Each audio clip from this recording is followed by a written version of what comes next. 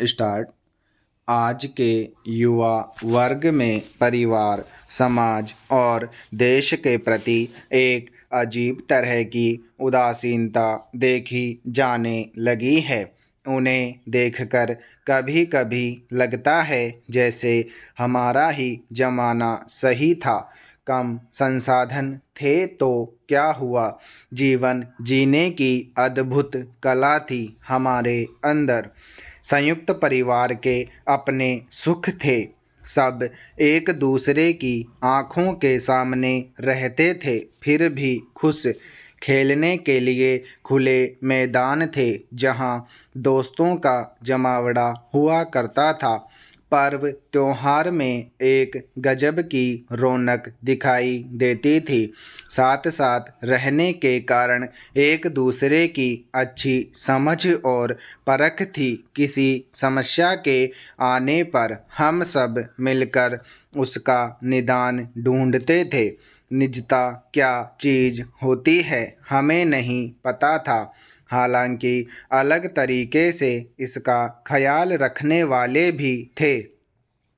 पता बस इतना था कि जो है उसमें मस्त रहो। अब ऐसा कुछ भी नहीं दिखता। समय के साथ सब कुछ बदल सा गया है। आज के माता पिता अपने बच्चों को बचपन से ही अलग कमरा देने लगे हैं ताकि उनकी निजता बनी रहे और उनकी पढ़ाई किसी भी सूरत में बाधित न हो। मेहमानों के आगमन पर भी वे कमरे से बाहर न निकलें, इस बात का विशेष ध्यान रखा जाता है। इस व्यवस्था में पलते बढ़ते बच्चे जब युवा की श्रेणी में आते हैं तो बिल्कुल एकांत प्रिय हो जाते हैं। फिर नौकरी लगती है जिसके लिए कभी बाहर जाना पड़ता है, और अगर उसी शहर में दफ्तर है तो दिन और रात की ड्यूटी के बीच में झूलते रहते हैं। परिवार में क्या चल रहा है, माता पिता को क्या परेशानी है, इन सब से उनका कोई सरोकार नहीं होता, क्योंकि उन्हें कभी पारिवारिक विचार विमर्श में शामिल किया ही नहीं जाता है। बेहद दुख की बात है कि जो कालखंड चतुर्दिक दिशाओं से वास्ता रखने का है, उसी कालखंड में हमारा युवा वर्ग बिल्कुल आत्मकेंद्रित रहता है। इसका सबसे बड़ा कारण यह है कि आज के युवा पैसे कमाने की होड़ में इस तरह शामिल हो गए हैं कि उनके पास कुछ भी और करने के लिए समय नहीं है। सुबह से लेकर देर रात तक वे बस अपनी दुनिया में मशगूल रहते हैं। इस आपाधापी में सब कुछ पीछे छूटने लगता है। नाते, रिश्ते, दोस्त सब पुरानी बातें हो जाती हैं। इस तरह की नीरस जीवनचर्या कुछ लोग ज़्यादा दिनों तक नहीं झेल पाते हैं। नतीजा होता है कि वे तनाव और अवसाद जैसी विकृतियों के शिकार हो जाते हैं। पैरा हालांकि थोड़ा करीब से देखा जाए तो इसमें आज के युवाओं का कम और उनके माता पिता का दोष ज़्यादा नज़र आता है। अपने से दूर करने वाली शिक्षा आम तौर पर उन्होंने ही दी होती है। बच्चों को बचपन से उन्होंने पढ़ाई करने के अलावा कुछ भी नहीं सिखाया होता है। बच्चों के सामने ही खुद मर मर के काम करते रहते हैं और बच्चों को किताबों से सिर नहीं उठाने देंगे। बच्चों के परीक्षा के नतीजों से लेकर नौकरी में उनकी ऊंची तनख्वाह तक से अपनी प्रतिष्ठा उन्होंने जोड़ ली है। ऐसे में अगर विदेश में किसी बड़ी कंपनी में करोड़ों का पैकेज मिल जाए तो सोने पर सुहागा। फिर तो पड़ोस में खबर का विस्तार करने में असीम सुख मिलता है।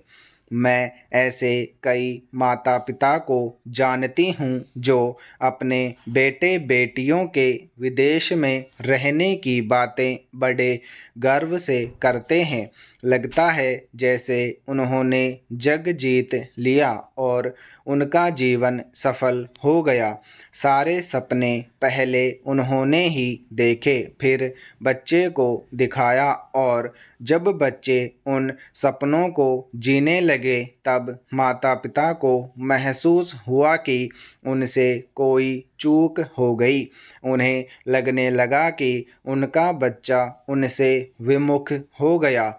एक लोकप्रिय कहावत है, सामाजिक प्रशिक्षण एक ऐसी चीज है कि बच्चे के जन्म लेने के बाद हम जैसा माहौल उन्हें देते हैं, जैसा विचार उनके भीतर भरते हैं, उसी से उनकी मानसिकता का निर्माण होता है।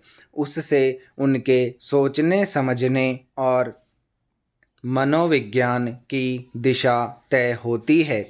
इसलिए अब आवश्यक है कि हम अपने बच्चों को ऐसी शिक्षा की ओर अग्रसर करें जिससे वे संपूर्ण नागरिक बन सकें। उन्हें किताबी ज्ञान तो दें ही, लेकिन सामाजिकता का पाठ भी पढ़ाएं। उन्हें ज्ञानी बनाने के साथ शिक्षित भी बनाएं, आत्मनिर्भर बनाएं, घर के काम सिखाएं, रसोई की चीज़ों की पहचान कराएं। साथ ही दया, सहानुभूति, सद्भावना, कृतज्ञता आदि मानवीय मूल्यों की अहमियत भी बताएं। उन्हें जीवन में उतारने के लाभ बताएं। उन्हें यह भी बताएं कि आपसी मेल जोल से और एक दूसरे का ख्याल रखने से जीवन कितना खूबसूरत बन जाता है।